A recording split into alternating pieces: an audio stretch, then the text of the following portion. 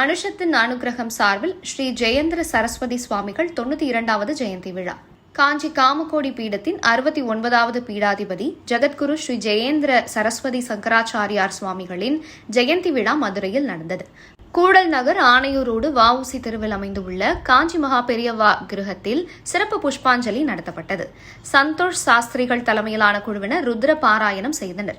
அனுஷத்தின் அனுகிரகம் நிறுவனர் நெல்லை பாலு தலைமை வகித்து பேசியதாவது, பாரம்பரிய ஆன்மீகத்திற்கும் சமூக நலனுக்கும் இடைவெளியை குறைத்ததில் புது பெரியவா என பக்தர்களால் அழைக்கப்பட்ட ஜெயேந்திரரின் பங்கு அதிகம்.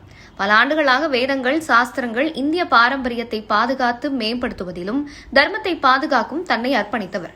பள்ளிகள், எளிதில் அணுகக்கூடிய மருத்துவமனைகள், கண் பராமரிப்பு முகாம்கள் மற்றும் அறக்கட்டளைகளை நிறுவி மடத்தின் செயல்பாடுகளை மக்கள் நலத்திட்டங்களாக விரிவுபடுத்தினார். ராம ஜென்ம பூமி இயக்கத்தின் ஆரம்ப கட்டங்களில் முக்கிய நபராக இருந்து தேசிய கலாச்சார மேம்பாடுகளில் முக்கிய பங்கு வகித்தார்.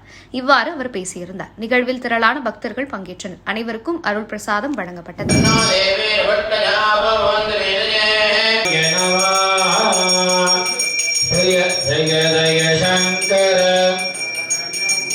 हर हर शंकर कांति शंकर कामकोटि शंकर